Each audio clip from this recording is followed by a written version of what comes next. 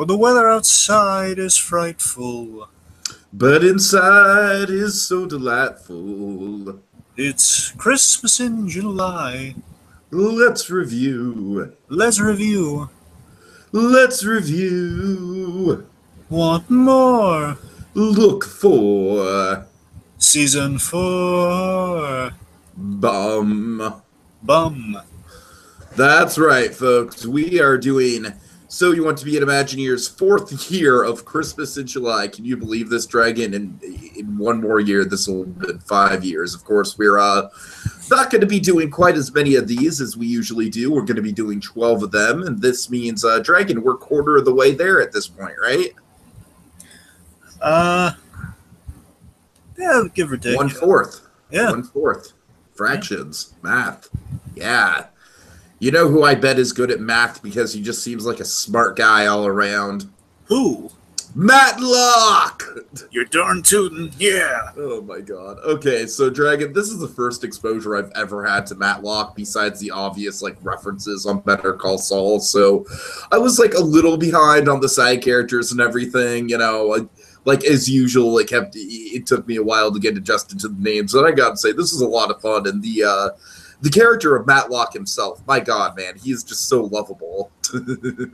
Yes, he is. Good old He is like modern day Atticus Fitch, I tell you. True. And in many ways, you see why Jimmy McGill based his season 1 persona off of him. Oh yeah. He's a lawyer you can trust, 100%. And honestly, just to address it before we go into it, because we keep mentioning Matlock, and half the reason we picked Matlock is because of Better Call Saul. So just to address it, if you look at the parallels of Better Call Saul with Matlock, he's going for the lawyer you can trust vibe, but at the same time, Jimmy's story, based on where we are now with Jim McGill, he's now the furthest thing ever from Matlock. Absolutely, by the end of the season, sure. Absolutely the furthest thing away from Matlock, being the trusted lawyer to the elderly. Right. But even like Jim McGill, outside of the Matlock suit, he was kind of like a Matlock who's struggling, but he would do the right thing when it boiled down to it. Like he would give back the money as Jimmy did. Mm-hmm. So it's kind of a little interesting thing just finally watching an episode of Matlock. Yeah, this was kind of a fun little experiment and kind of dipping our toe into different sectors of the Albuquerque verse. Of course, this features an appearance by a very, very young and handsome-looking Mr. Bryan Cranston. Are you saying he's not? Are you saying he's not handsome now? No, I'm just saying it's just striking. My God, he had really good looks when he was younger. Oh yeah. Just saying. So yeah, Bryan Cranston is in this episode, of course. Dragon, I gotta say, he doesn't really get to do a hell of a lot. You kind of overhype the Cranston of it all. Oh, but still, it's fun. It's Cranston in a Santa suit, just I know, but when you said Cranston in a Santa suit, I thought Cranston was going to be I don't know, it wasn't as fun as I was expecting it to be, but still, it was nice. All right, that's the novelty of it. Sure, the novelty of Cranston in Matlock is certainly a good time, especially because this is by far the youngest I've ever seen Cranston act. So right. Okay, so Dragon, any backstory on Matlock or anything? I don't know. No, not really. Just again, it's Matlock. It's one of the classics. Of course, with your lawyer shows, you got Perry Mason, you got Matlock. Those are kind of the two golden kind of guidelines for a law show. Mm-hmm. All right, so let's just dive right into the intro. Then we start at just an office party, not an office party, just a house party full of Santas. A highfalutin Christmas party filled to the brim with Santa Clauses. Yes. Oh boy. If you have a Santa phobia, folks, don't go to this party. So let's see. So not only is it a gathering of Santas, but it's gathering Santas at a very well-known doctor's residence, Dr. Maggie Crowley. Dr. Maggie Crowley, and we're going to learn a little bit about her as the special goes on. But the party's going on. It seems to be a nice, again, highfalutin gathering, kind of the gray matter type parties, if you will, just kind of pull from the Albuquerque verse a little. Yeah, a little bit. I can see that. I can see that. Definitely the Schwartzes live there. Oh yeah. Anyway, so Maggie and her precious young daughter Wendy, they ascend wearing all white. I believe Wendy has like an angel gimmick because she has like these wings on her back or something. They're wearing all white. They look cute. Dragon, and I'm only gonna make this joke once just because Breaking Bad. All right. Everyone knows it's Wendy. That's the one time I get to use that joke. It's like Spider-Man. Everyone only gets one. Okay. All right. So anyway, they descend. They greet the guest. Wendy is seeking out Peter, who I'm pretty sure is like the boyfriend to Maggie. Points like Peter's like the closest of all the colleagues at this party. Mm-hmm, mm-hmm. So Wendy's seeking out Peter. Say hi. I think it's kind of what Maggie's pushing for. Say hi to Peter. No. What it is she's asking her mom for eggnog, and her mother's like, "Oh, go ask Peter." Oh, right. Yes. Okay. That makes sense. All right. Okay. So Wendy's seeking out Peter in the Sea of Santas, and I just love. So I want to highlight the special for it right off the bat. I love how we have kind of our classic mystery sort of setup here, where it does have a good setup. Yeah. We're definitely going to have, like, with this Sea of Santa Claus, and we know that just based on, like, the screenshot and everything, Cranston's going to be a Santa Claus. You understand the mistaken identity in this case. Of course. You kind of get that from the get-go. Okay, something bad's going to happen. You're not going to be able to tell who the guy is because they're all dressed as Santa Claus. So she finds Peter and Jim, Dr. Jim Lord, a plastic surgeon, who we're going to meet a little bit more. But Jim, it's lunch! But Jim, it's Nog. Nog. So let's see. Peter, I believe, sets her up with some non-alcoholic eggnog because he's a responsible adult. Of course. Well, we're gonna find out maybe not so responsible, but he's responsible. Even criminals have a level of respect, Dragon. Respect is an important thing in the criminal underworld. Yes, it is. Oh God. So sets her up some non-alcoholic eggnog. Shares that Wendy lets it slip that her father's showing up, Maggie's ex-husband, is coming, which everyone's shocked that, wait, her husband's coming? But they know that she hates her husband like the plague. Walter White's coming? Essentially, Maggie is Skylar White in this episode. Yeah, essentially. I mean, it's not she's the worst parts of Scott. Basically, the worst of Skylar White's kind of like embodied. And she's basically treating this guy like a drug dealer. Essentially, yes. Yeah, so really it could be Breaking Bad. Well, let's not go that far. I mean, this could be in the future, and Walter White could have survived, and Wendy is Holly. Okay, I'm done. And here's the thing, Maggie wanted to change. Oh, God. Wanted no association because Walt came up with the name Holly. She wanted no association. Yeah, exactly. That's what I'm saying. You know what? I'm going to name you after that nice lady we ran into in that parking lot that one time. I'm going to name you Wendy.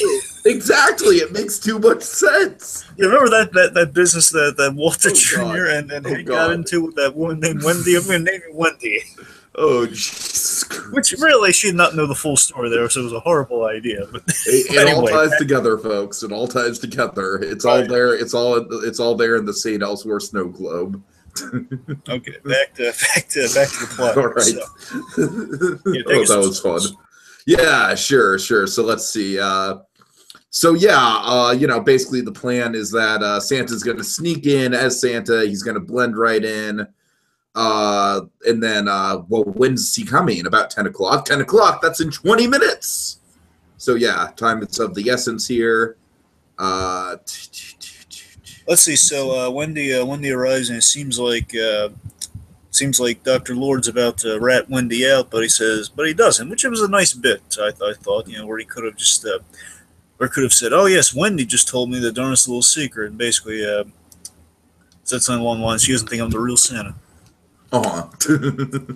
I think it was a really nice bit after Wendy leaves to, again, continue this little plan of hers. It was a really nice bit where it says to another guy who we're going to meet later on, it says, yeah, Christmas really is for the kids. Sure is, isn't it? Yeah. Nice little bit there. I like how we get some, a little bit of adult cynicism mixed in with the Christmas whimsy in this episode. It's a good kind of it's a good set of sort of sweet and sour. That's kind of how I describe it. Yeah, we understand why that guy's so grumpy, and we learned that later on. So it's kind of right. Again, little breadcrumbs here and there. Okay, so set the jingle bells. Very, again, remind me a little bit of Twas the Night, I gotta tell you. Plus, it was like a rich person's, it was a rich person's Christmas party. And it was Cranston's like sneaking in. And he's got a bag. Yep. I'm just saying, reminds me a lot of Nick from Was the Night, where he's breaking into as under the guise of it's not nearly as entertaining as that, but no, but still, maybe some seeds were planned for Cranston's career. You know what? I like being Santa. Oh man.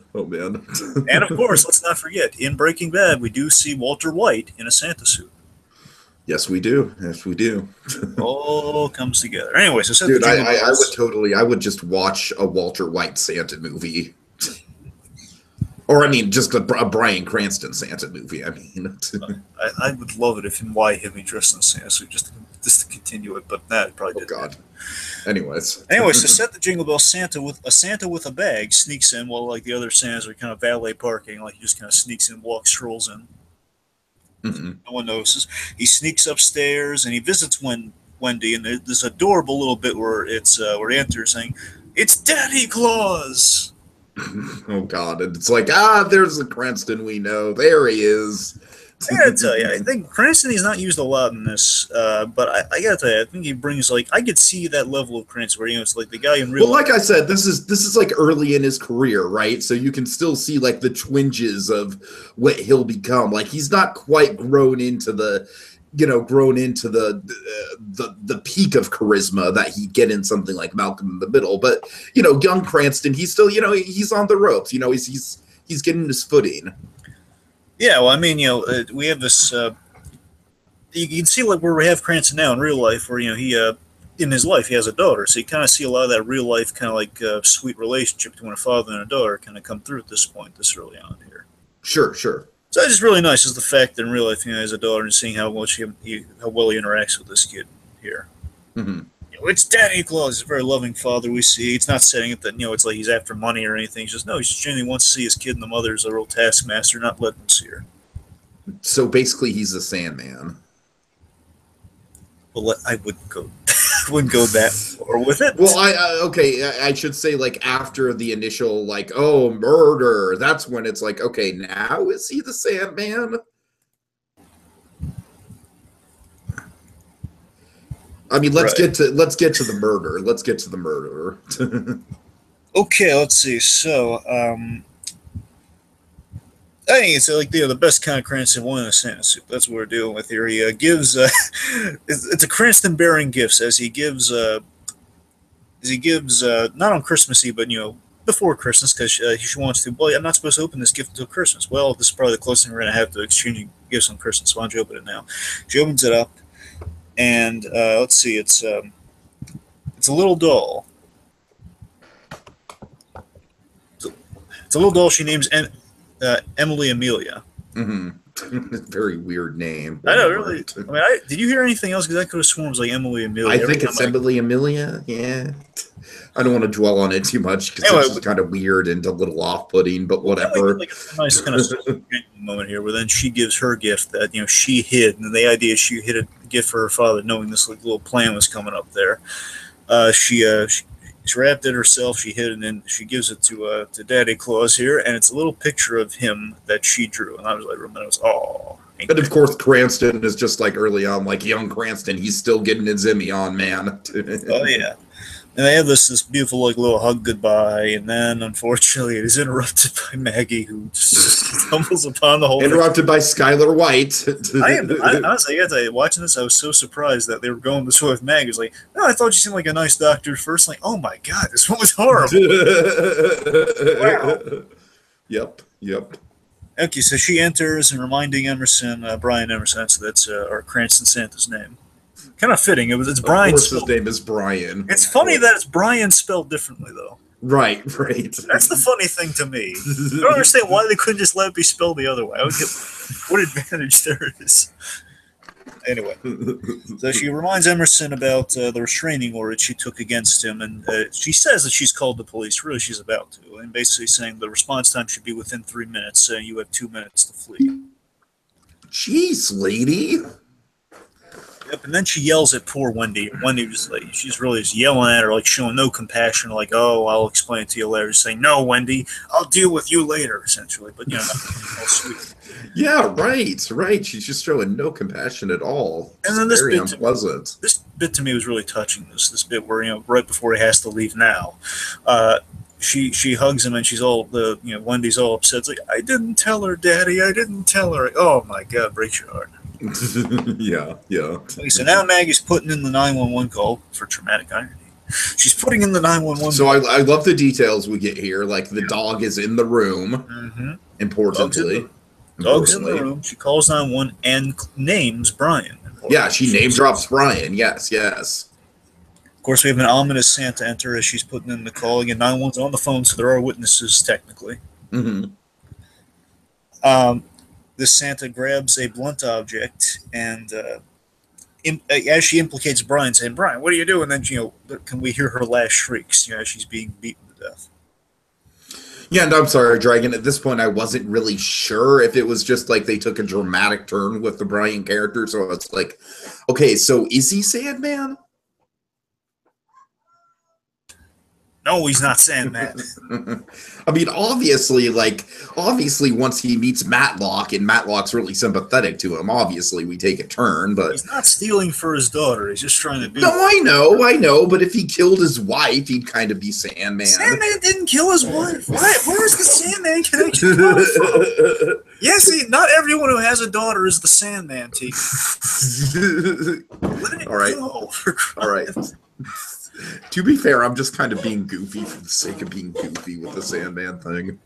Anyway, so then I will say this is like Brian being very foolish here. This unnecessarily took his glove off, which I don't get. But he enters, sees all the hubbubs about it. Basically, he's about to explain to Maggie, "Look, Maggie," he's about to leave. He's about to give something saying, "Maggie, you can't keep doing this. I just want to be your father." That sort of talk, like the same old run around. I'd presume.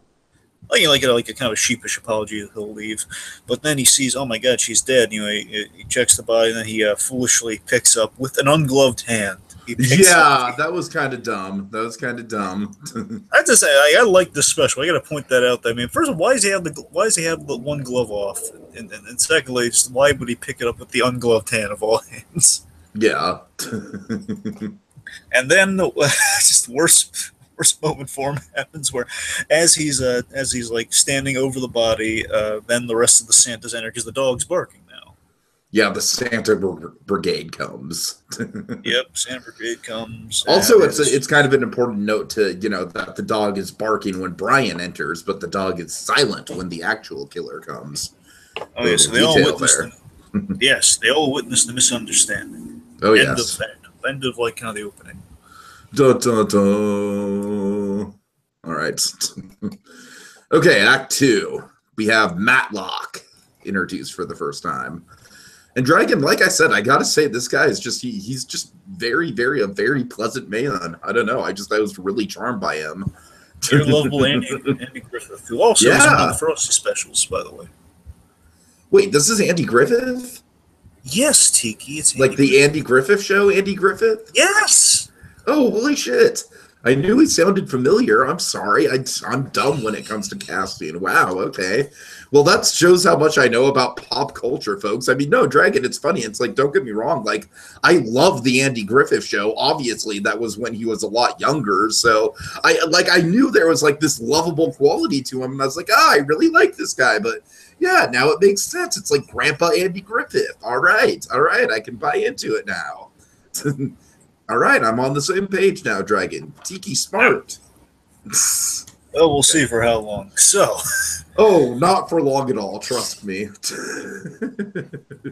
All right. So later, Emerson is explaining to Matlock again, very with the Better Call Saul parallel, and very much like the lawyer is now called to handle the mess. Exactly. Let's see. Emerson is explaining to Matlock he didn't kill Maggie. He explains he did not kill Maggie, and basically, I love this. This is where I fall in love with Matlock here. Bear in mind, I know Matlock in the Collective. Okay, one of the two iconic lawyers. I've never really watched the show. It's like I'm really getting a good crash course on what Matlock's all about. Yeah, that's the thing with me. It's like I never watched the show. Like I knew him in the Collective Consciousness, so that's I'm surprised that I never knew he was Andy Griffith, but I guess I should have known. I did look into a few details, so we're not going to be completely lost here. So I know a few things. I know like kind of the very foundational basics on Matlock here. Okay, fair enough. Fair enough. Yeah, he's a really good-hearted, smart lawyer who he would like to make money, but he's inclined to be sympathetic on people and do the pro bono cases. But you know, he can be a little curmudgeonly at times. Mm-hmm. Very all-around good guy. All right. Okay, so as Emerson's explaining, he's trying to understand, why would you marry this woman? Well, I was in love with her, and but so Brian's basically telling the story of how they fell in love, but he essentially put her through med school, and it's kind of just turned into just sort of him being an ATM to her. Not really telling the story as good as Cranston tells it, of course, but Matlock nonetheless is, of course, very sympathetic to this. He's like, look, I don't always take pro bono cases, but it's almost Christmas. Yeah. Very nice on Matlock. Good old Grandpa Andy Griffith. Well, I gotta tell you, this is like one of those. You're right with the kind of everyone's Grandpa Andy Griffith moment there. One of my favorite moments in the special is that bit at the end there, after he lays out the story of how she just kind of used them and then locked him out of his own child. Again, this is a really mean lady, folks. Let's not forget this. She used him for his money to get through. He stopped his college learning to put her through med school. Yeah, exactly, right. And again, once the kid was born, then he realized, oh my God, this lady's so mean. And then, again, like the kid's born, well, maybe not the minute, but a few years into it, then she's like making sure he can't see the daughter anymore, just because she's one really mean lady. But Dragon, I think we on So You Want to Be an Imagineer have a term for a type of person like this. A Skylar. No. Dragon, I simply put, Dragon, I don't think she's a nice girl. Oh, of course. Oh, yes. I don't think she's a nice girl at all. Yeah, but I don't think so either. One of my favorite bits in the special is like when just with that grandfatherly figure, so the like all-American hero vibe here. Says, right. Where he says, "It is almost Christmas," basically saying, "I don't usually take this on, but it is almost Christmas," and he gives such a smile at the end. It's such a genuine holiday. It's like a Garfield moment. It's one of those. There are some nice Garfield moments in here. Bear in mind, folks, our new running gags, like Garfield was like the pinnacle of holiday cheer. I like how quickly that's catching on for us. It is such like a Garfield moment when he gives that smile after he says, like, "Oh man, you're in good hands with Matlock. I'm feeling so well represented with Matlock." Right. Okay, on to the courthouse. Okay. Yeah, back to the courthouse. Da-da-da-da-da-da-da-da. Matlock. I'm sorry. I'm terribly with that. The prosecution, they're basically talking about bail right now. So the prosecution, our guys going after our good guys here. Yeah. We have basically they're kind of arguing about a flight risk, especially basically they're accusing Brian of kidnapping Wendy and fleeing, which is just very heinous accusation there. It is, but to be fair, this kind of like if someone has as a kid, basically the circumstances of him breaking in are about this kid. It does make sense to make that accusation. I guess so. It just kind of leads you to feel more sympathetic towards this guy, I guess. Absolutely. Oh, well, you feel the sympathy for him throughout, especially at the end of this scene here. So. Matlock, again, being the very competent lawyer that he is. I love seeing him in the courtroom. I got to tell you, that's where I'm getting a lot of jazzed on my mind. This show, he's so good in the courtroom. Look at him. He runs it. He points out the special circumstances and that he is now the sole parent to a child, and he wants. I will say that is one of the things about this special that I'll nitpick is that they sure as hell just gloss over the fact that this girl's mother is dead, right? Well, again, it's kind of this weird balance they struck because here's why they did this, Tiki, and this is kind of the mentality of TV then versus TV now. Seriously though, it's they have to so you don't get brokenhearted over basically because we can't focus on the murder victim too much. We can't focus on her. We have to make her unlikable, and in doing so, we make our real victim, Bryan Cranston, all the more likable. So we have to make one very unlikable, and basically we can glaze over that, but we still have to address the fact that she has lost her mother, even though we don't like her mother. Yeah. So it's a weird balancing act. That was one of those like weird, like I understand what you're saying about it just being a different era of TV, because that's kind of it's kind of a relic sort of thing at that point. Again, it's a weird balance, but again, like because they made her so mean, it doesn't bother me. That's the point. That's what they're going for. So they want That's exactly what they're going for. They want to make me not care about the exactly. Dead. Exactly. I don't. I care about getting to see his daughter again, not going to prison. Oh God. So that's just basically, he should be free so he can take care of his child. And again, it is around Christmas. Mm-hmm. So the bail is set for. Yeah, I'm sorry. Go ahead. He also has a spirit says, don't make this child. He has one of these great lawyery moments here, which says, don't make this child suffer. Suffer more on Christmas at one of those institutions, one of those dreary institutions. Mm-hmm. Basically like a foster home, some kind. Bail set is then set. Basically, the judge, instead of no bail at all, sets a really high bail at 200. What's bail? 250,000, which he cannot afford. Nope. And then, so basically, Matlock brings up Georgia versus Williams. Dragon, I'm assuming that's something that happened earlier on in the show. I don't know. Or maybe it's a running gag. You see, I don't watch Matlock, so I don't, I feel like that should be a reference to something. Well, yeah. The latest thing, I just assume that, I would assume whenever you cite a court case, it probably didn't happen as an episode on Matlock. It's just a guess. It's just like, okay. It might be something like episodes we didn't see, It could have happened. I don't know. But the main point of this is that, I'm just wondering if it's serialized and at some point, Matlock really screwed this guy over. I know there's basically they have character departures and then they bring their character departures and they'll bring new characters in, and that's the only real continuity there is in the show, from my understanding. But again, I have not watched it. I just know the very foundational basics of it. Uh-huh. With that said, I don't know if there's how much pre-existing history there is here. But essentially, the idea is these two had a case where it got really heated, and it seems like the judge may not be keen on Matlock, who's taking it out on the case. Basically, it's a really ballsy accusation to say a judge is being unethical. Yeah, definitely. That's essentially what Matlock's doing. Again, Matlock's got some putzfuzz on him. You got to give him that. He's really. And again, he fights for the people.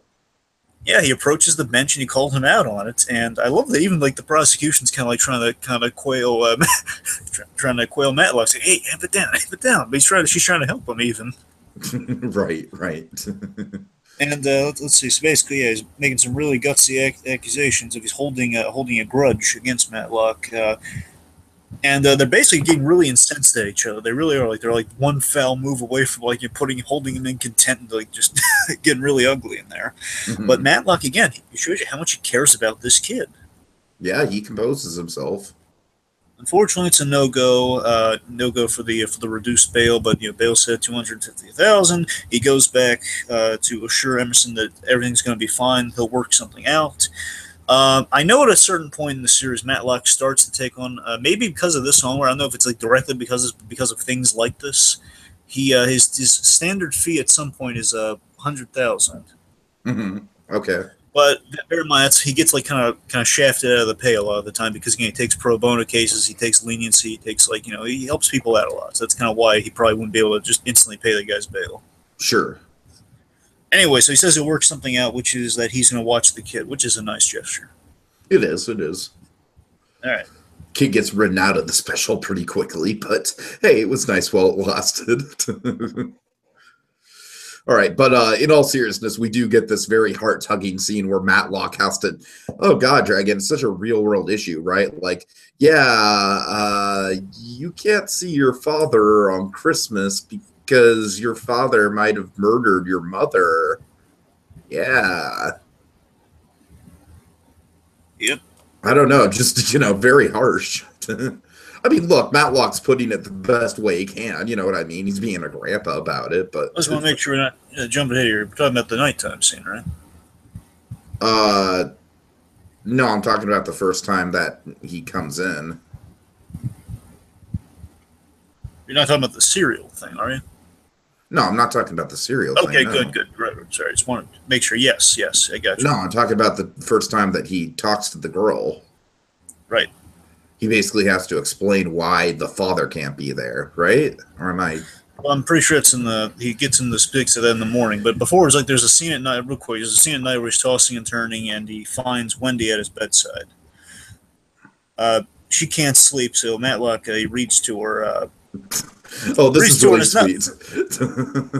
Reads to her the what is it? The Trey Red catalog, kind of like a J. Peterman catalog or something. You know, it's like all these like things you can order, and basically reads like the story about like. Look at that! A traveler's raincoat special comes in 5 colors. One size fits all. No, Dragon, this is classic like Andy Griffith show. Andy Griffith right here. Yeah. Oh, and I just have my notes. He acts so well he could read the phone book. It's like a classic case of that. Oh, they can't guarantee the cola, so you'll have to get a second choice. Now I don't like that very much. What do you think? Okay, so Christmas away from a parent, there's a trope. Oh yes, very much so. Very much. Murder around the holidays, there's that too. The killer Santa. Yeah, which is a trope. It's very much a trope. Right, so after that scene, Thanks, R.L. Stein. So after that, it's morning. He's pouring her cereal and telling her father. This is when she tells her that their father's not going to be joining them for breakfast. I'm sorry. Yeah. And basically he's asking if she understands the concept of death. You know, delicately he's asking this. I was being a little. It's very yeah. And then he explains real nicely because again she understands it, but she's getting the semantics. He's getting in the semantics of why her father is not able to join. Basically, explain that your father is under suspicion of killing your mother. Mm-hmm. And this is like the perfect explanation of like what a lawyer does to a child. I thought just saying it's my job. I know your father didn't do this. She's saying, but there's no way he could have. And he says, I know that. It's my job. It's my job to prove it. Yeah, very nice. Showed that he didn't. And Cassie, this is Matlock's file clerk. You know, she's like the secretary essentially. Mm-hmm. Cassie arrives to watch Wendy. Wendy wants to come, and he says, no. You stay here with Cassie. You'll have fun. Meanwhile, the idea, I think the suggestion is like Matlock's done some running around, then he's heading to the office, not directly to the office, because then this would make no sense. But right, yeah, exactly. So Matlock, he's been handling legal errands for the case, and he returns to his office, and he finds hey, Squidward, are you finished with those errands? Right. He finds Tyler Hudson. Hudson is Matlock's PI. Oh, okay. This was another one of those situations, Dragon, where I wasn't sure of this guy's name until like halfway through the episode. So, and what do we find Hudson doing? He's trying to pick a lock with Wendy. You know, teaching Wendy a very practical, like Mike Ehrmantraut style skill. Yeah. And he explains, now you see, Kaylee, this is how you pick the lock right. I would die for that scene. I think we might get it. I would not be surprised. Well, again, there was kind of that sweet kind of like in some ways, Kaylee has saved Mike's life a couple times. Yeah, for sure. Because again, she saved him with the pig, the little battery operated pig. He used that, and he would have been dead had it not been for that pig. Oh yeah. Anyway, back on top here, and basically Matlock's like questioning why the heck is she here, and Hudson explains that Cassie had to go to file something at the county clerk's office, and now he's watching her for a little while until he's relieved of duty. Mm-hmm. And he explains that Matlock's kind of questioning the ethical the ethical validity of teaching this child to pick locks, young as she is, and he explains basically he kind of has like a little bit you thought that's what I was doing, but no. This drawer is never locked, but it accidentally became locked. But she accidentally locked it, so I'm teaching her how to unlock it. Nice. It's nice. And then Mike Ehrmantraut's in the corner like, yeah, listen to the man. It's a practical skill. She should learn it. I'm still picturing is he in a chair with his glasses doing like a crossword puzzle, and they kind of lifts it down saying, "Atta girl, you're doing good." Right. Oh God. Anyway, so then Michelle enters. Michelle, from what I understand, I don't know the ins and outs. I know that Matlock, he lost his daughter. I believe his daughter was his initial partner in the firm, and then she went off to do other things. She moved somewhere. Okay. He went to London, and then he met Michelle, who essentially became, I want to say, his Kim Wexler moving forward. Like, okay. I don't mean romantically. I just mean like the Kim Wex in terms of like his kind of his partner in crime, like the other lawyer of the thing running things. Right. So Michelle enters. Yes. And right as Matlock whisks her into the office, Tyler gets right back to work with the file cabinet. Yep. Matlock's playing the threatening message. Basically the tape 911 call. Mm-hmm. Well, no, sorry, not the 911 call. That's later, but we have the threatening message machine. Yes, basically she had been receiving threats beforehand, and he's playing that. Tonight's the night you get what you've been asking for. Yep. Very ominous. Kind of a vague threat, though. It is. It's not exactly like, I'll kill you or anything. It's just like, hey, you're going to get just what you deserve. Well, hey, I think in the semantics of the legalese, it's like if you don't threaten with anything in particular, then they can't really do anything. So I think that might be part of it. So listening to this, it does not sound like the great and powerful Bryan Cranston at all. So they realize, okay, something's fishy here. I mean, he's the Power Rangers guy himself. What's that guy? He's the one who knocks, after all. Yes, he is the one who knocks. Thank you for saving me there. Anyways, so Wendy interrupts. She's excited that she opened the cabinet. Yay for me! Hooray! As Todd from BoJack Horseman would say, hooray! Just to work in a little Jesse Pinkman. Let's see. Following that, basically they find a connection between between the murder with that message, with that the fact that does not sound like Bryan. Right. So Matlock asks if she's sure that she didn't tell anyone the father was coming, and she's like, "Well, I told Peter, and there were 2 other Santas with him." We have who'd you tell? Santa Claus. Which one? This is a great back and forth. That to me is like a guy would have been great in like a promo or something. You're right. Did you tell anyone else? Santa Claus. Which one? Which one? Oh God. Tonight on Matlock. So she told Peter, Dr. Lord, and there was some other guy. And then after that commercial fades out, you need a lawyer you can trust. Gimme Jimmy. And now we return to Matlock. Next on the Home Shopping Network, umbrella trees. Do you have one? Oh God. Okay. Yes. So let's see. So we now have suspects. We have 3 people who knew that Cranston was there, so it could be set up. Mm-hmm. Let's see. All right. So Matlock and Hudson heads of the house to look for clues. Very much like I'm going to use the main legal show that I do know, Better Call Saul. Of course. I know a few others. That's my favorite one I want to mention right now. You'll remember when the Kettlemans, you're in danger. When they disappeared, of course, the lawyer went to the client's, the prospective client's house to kind of look for some clues and look for some directions for him. Sure. Very much what Matlock's doing here is looking to help prep his case, looking for clues. Mm-hmm. That's what he and his PI are doing right now. Let's see. So we get to the house. All right. Michelle's also watching Wendy. I should probably note that. They're going to have a good time, she promises. So Matlock gets the guest list so they can find all these other, basically trying to find who the third guy is. Kind of cross-reference the names, yeah. Yeah, he gets some addresses too, probably. Mm-hmm. He is then attacked by that frickin' dog. And the dog barking becomes quite the plot point, so I kind of like how that's set up. Darn Toto. I don't think we're in Better Call Saul anymore, Toto. Oh yeah, it's Peter. Peter enters, and I think it's pretty assumed that he's the current boyfriend. Yeah, I'm pretty sure. But Peter, you had to play psychologist with us. Sorry, room reference. Anyway, so Peter claims to have no idea who called in the death threat, or who called in the threatening message. Mm-hmm. So basically, they're on a hunt for the third Santa now, and I know out of the 3 guys, there's one unaccounted for. Mm-hmm. Hudson has basically this idea of using the parking list because whoever did probably didn't. It's something basically using the parking list to find out who the guy is. So, in other words, Hudson had an idea. Yes, he did, Tiki. He had an idea. A clever and practical idea. Yes, he did. Yeah. And A that's all it clever, was. practical, and helpful idea. All right. Okay.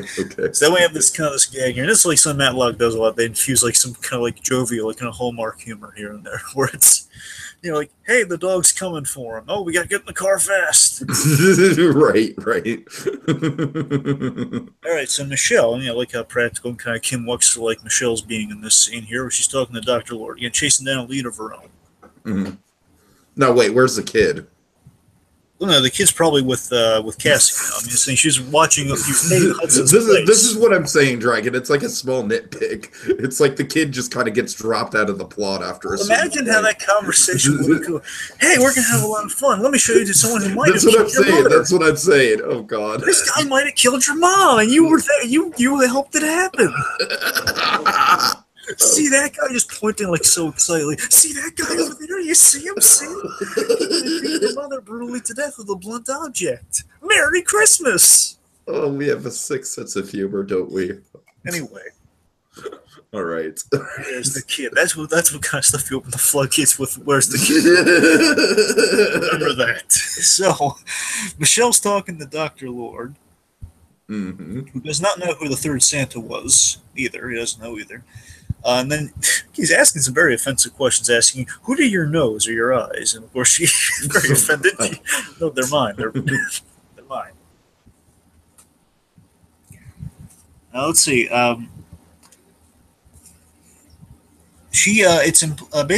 Michelle, I believe, implies that all the stuff that, basically saying that he does have motive. And she can prove that he has motive, because all the stuff that Maggie put those three guys through, basically all the stuff she put them through would be motive enough to kill her. So with this guy, like, wasn't she cheating on Peter with this guy, essentially? From what I understand, I hope I have that right. Peter was being cheated on. I forget if it was with this guy or not, but she was being cheated on. She's known to be kind of like, loose a little bit like that. So she's basically Lisa from The Room? If that helps. It helps me, yes. I guess. All right. And also, something to hit here, though, is that they're starting, like, I believe, a restaurant. They're starting a small business together, which is a restaurant. Yeah, that's an important plot point for sure. Which is the other motivator. Now, let's see. Of course, like, all the stuff was in her name, too. That's the other thing to hit. Everything was in her name. All right, let's see. So following that, Spawn like kind of scares him with some motive there. Meanwhile, Tyler is going. Tyler's going to the museum. He's going to see Wilson Fisk, of course. Where else would he be going? Oh my God. Young D'Onofrio. As soon as I saw the art gallery, I was like, Fisk. Okay. Lawyers. Oh, another lawyer show, technically. Yeah, exactly. See, it all ties together, Trigon. It all ties together. What happens is that this Wilson Fisk Phil, Mr. Phil here, he gets very nervous when Tyler starts interrogating him about the home phone number that was listed 6 times. Being called, that he called her home phone number. And so Fisk is like, sorry, I just have Fisk in my notes because I didn't know the guy's name. Phil, all right? I know. I'm sorry, I'm just reading my notes. I had to have a placeholder. So Phil, he's like, oh yeah, sure, come back here, buddy, and I'll tell you everything you need to know. And of course, he instead plays a dirty trick and knocks out Tyler. Yep. I think Fisk would do something like that. Well, no, Fisk would do a lot worse to him. But that's true. That's true. I take. Thank God they weren't outside or near a parked car. All right. So, Dragon, it is actually lunch. Yes.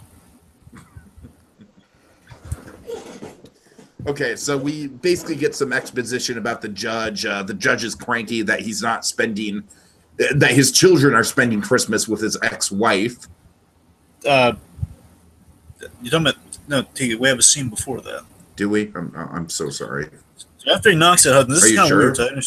I understand how you got this screwed up, because what happened here is it's a really bizarre thing here where after he knocks out Hudson, we then cut to later on in the day to Phil's house. Okay. And it's kind of is like a thing of its time where this is like we're going to make it all exciting as possible for a lawyer show. Where basically Hudson he crashes through Phil's window.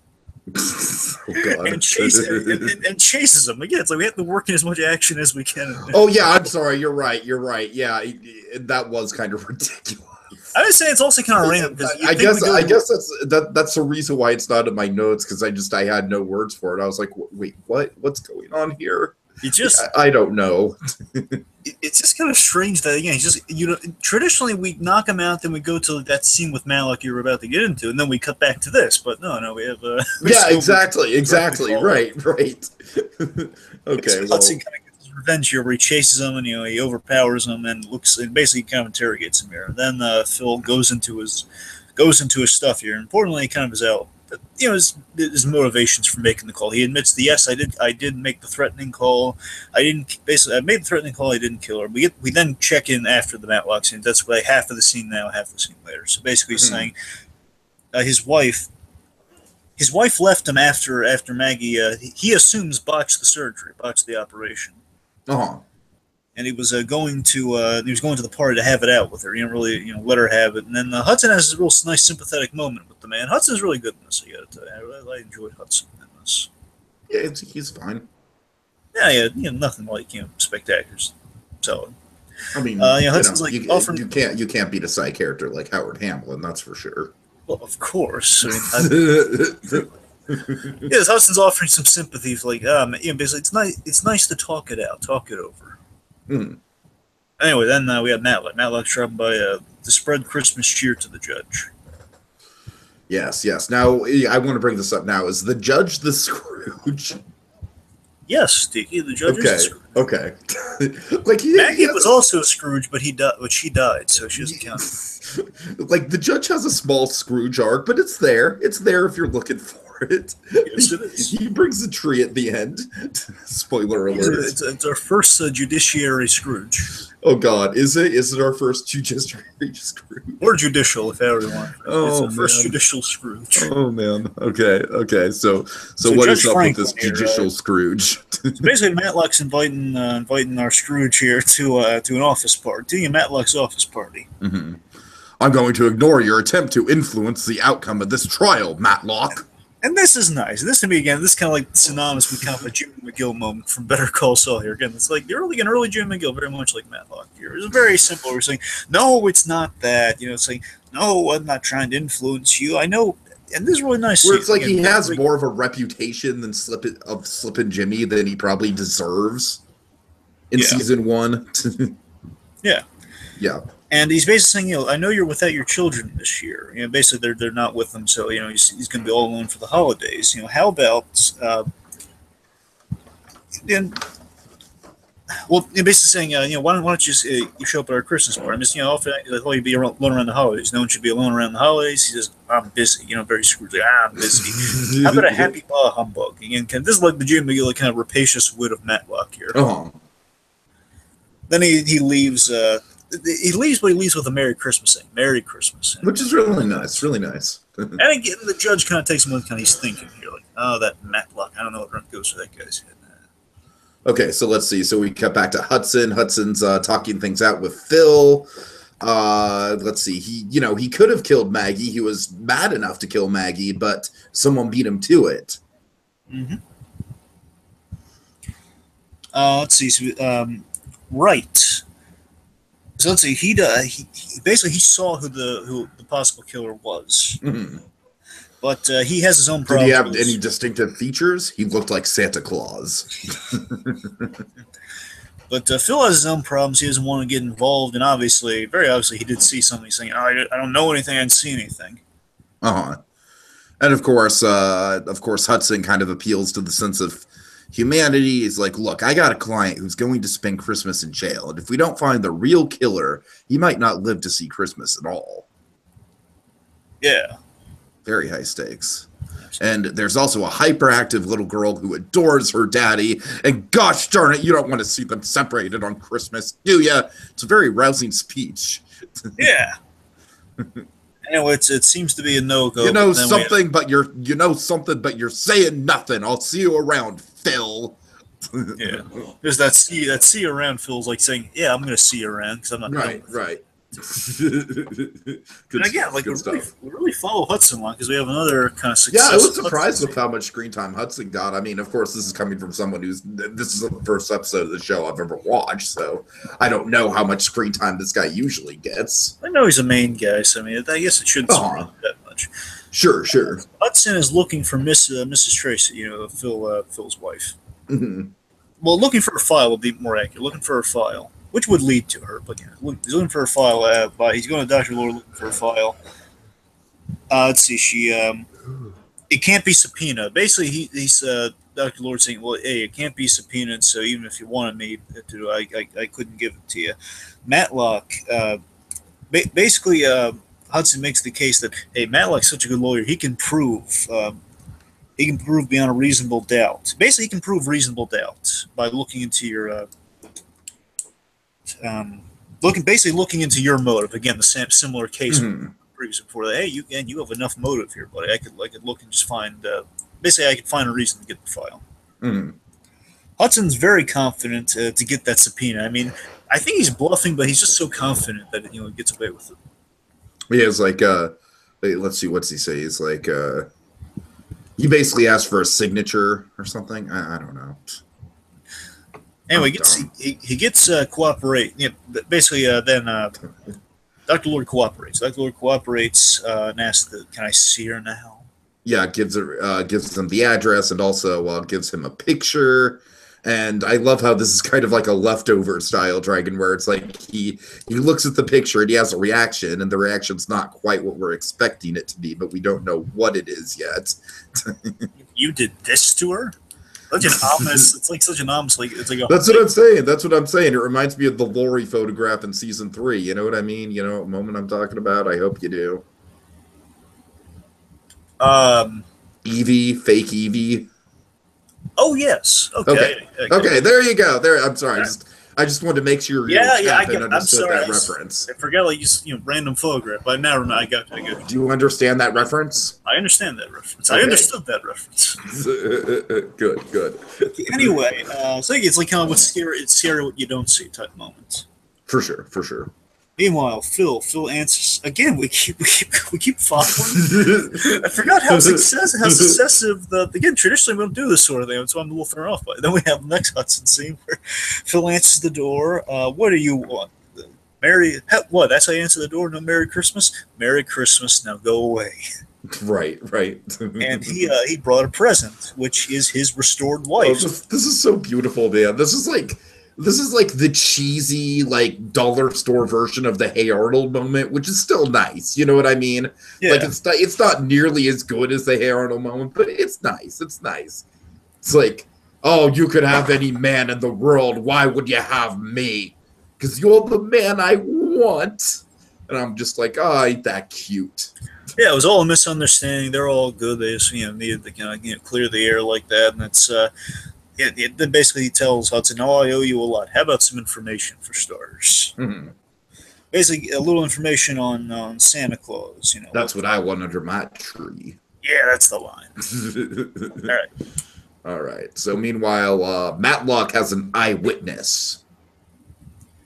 Yes. He's telling Peter this. Of course, Peter's kind of skeptical because, weren't they all in Santa suits? Yep, and he asked to visit the bedroom. He visits the bedroom, and he's just kind of testing his little theory here. Mm-hmm. Kind of acting it out. Peter's getting the vibe that you think I killed Alice, don't you? I'm sorry, you think I killed Maggie, don't you? Yeah. Peter's definitely getting the vibe, and I gotta say, Dragon, acknowledging that is kind of like the most sketchy thing you could do in a situation like that, don't you think? Yeah. Just like, okay, red flags right there. Oh, just so you know, there is kind of there's a running thing in Matlock. So, and you didn't know it was going to. You're much safer than I knew that.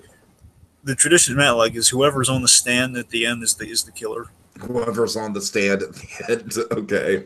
And knowing this leads, the minute you see him on the stand, you know absolutely okay, he's the guy. Well, I mean, to tell you the truth, from this scene, I was like, all right, he's probably the guy. Well, me too. The minute he's trying to throw Matlock off the scent in the scene, so I kind of figured, yeah, this is most likely our guy. Exactly. And we know it's not the other two. No. Okay, let's see. So, I mean, how could it be Phil? well, we know it can't be Phil. I know. God. To be fair, I mean, Lord might have like a 1 in 15 chance of being the guy, but Right. Again, back and forth with Matlock, and Matlock kind of the good rapacious wit of Matlock here, which is makes the guy killed Maggie. What makes you think that guilty conscience? Yeah, right. Good line. Anyways, and then Toto. Importantly, here's the bit that cements Matlock's game plan here. Toto is barking, and then he heals per his master's command. Here, he obeys Peter, and he's calm around Peter versus Matlock. Oh yeah. Aha. Okay, so Mr. The Bono's smoking dog. very unhealthy for dogs to smoke, I gotta say. Right. So Peter Bono's on the stand now. Again, he's the guy. he's on the stand. He presents basically he's presented the letter about the restaurant business, about like all the stuff and how it's all written. It's all in her name, and basically the letter signifies that she was bowing out of the deal. Again, treating people like garbage. She really she really treats people like dirt. Yeah, seems like it. Because hey, we all invested in this. Yeah, I don't feel like it. Closed. Okay, let's see. So then Matlock's starting to kind of take his digs here. Like, so how do you feel about her changing her mind about the restaurant? Yeah, he gets into a really clever line of questioning that's basically just kind of meant to, just kind of throw him through a loop, get him uneasy. This to me made me really laugh in the episode, and I would love to see something like this on Better Call Saul. We kind of got a little bit of it because they really they're afraid to go in the courtroom. So the closest we got was chicanery. It's the closest we might ever get. Right. So, have your feelings changed? Then the prosecution's asking for relevancy. What's the relevancy here? It leads to the truth, and then when soon. He's living with this case. The judge said soon. Yeah, you're right. I do like the little back and forth between Matlock and the judge. All right, so then he's kind of asking about Toto. He says, "So tell me about Toto. He's not a large dog, but essentially he's an alarm dog. But he'll bark and signal everyone, and he never. And importantly, I'm sorry, take Yeah. He's saying, importantly, the dog will bark at everyone but the two owners, everyone but Maggie and Peter. Now, the dog was in the same bedroom that Maggie Kreller was later murdered in. Let's replay that tape. We don't want to have to replay that tape. Yes, we do. I love how calm Andy Griffith is here. Oh, yeah. So he replays the tape. We have to replay it to get to the bottom of it. So they replay the tape. We hear Brian's name, and then, of course, he's like, now, did you hear Toto barking his head off? So real quick, I want to point out, I really love Cranston's reaction to the scene because he's really like, oh man, that's just like as she screams like, "Yo, Brian, don't!" He looks so defeated, like, oh man. Right. So anyway, so keep going. Yeah. Now we don't hear Toto barking his head off. The dog was in the room. He barks at everybody, but he didn't bark at you, the person who killed her. Oh yeah. I think that Maggie Crowley thought it was Brian. She expected him. He was wearing a costume. She made a mistake. The dog never made a sound. He never opened his mouth. No bark. Because there were no strangers in the room. Only two people that he knew so well. His mistress and the person who killed her. His master. Case dismissed. Checkmate, motherfucker. You've been matlocked. Yep. Well, essentially, yes. He's got him dead to rights. I love this. This to me is it's so simple, but he got so excited. I just love he confidently sits down. Like, I don't need to stand anymore. I got it. Right. So the case is basically the prosecution dismissed their case against Brian because now they have a whole new case to go after with Peter. Mm-hmm. Matlock invites. I'm gone. Yeah, he invites Brian to the Christmas party. Yeah, I didn't want to invite you until I knew you could go.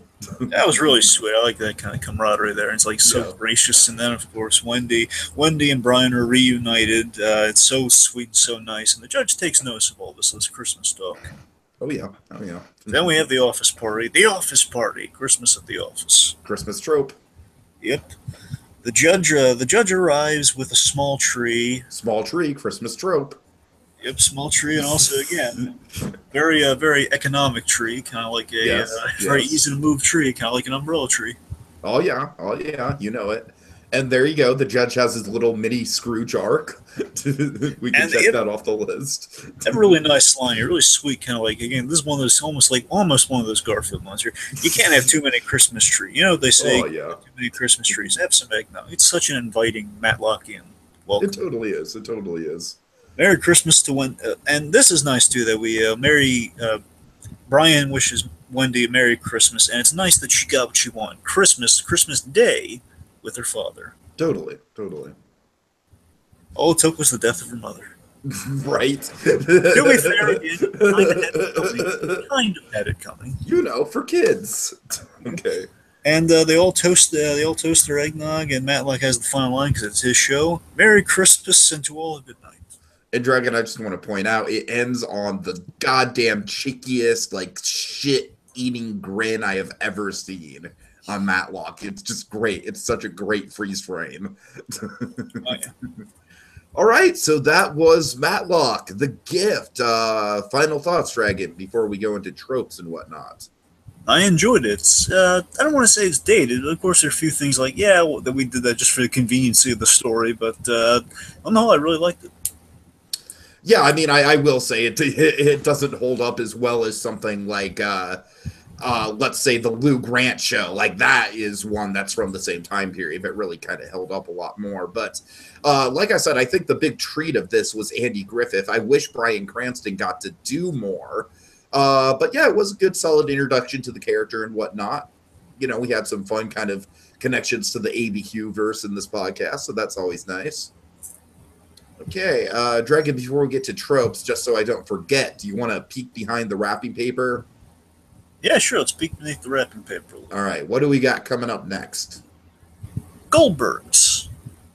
Yeah, that's right, folks. Of course, we like to do at least one non-Christmas special every year, and this time we're tackling the CBS sitcom The Goldbergs. Hopefully CBS won't take us down this time. I think it's ABC. Oh, good. It's ABC, so that means they'll be less likely to take us down because I'm still bitter about the Everybody Loves Raymond situation. Okay, yeah, so we'll be talking about the Goldbergs, and that's a Hanukkah special, right? I'm pretty sure, yeah. I want to say it's called Hanukkah Story, but again, it's a bit Hanukkah-centric.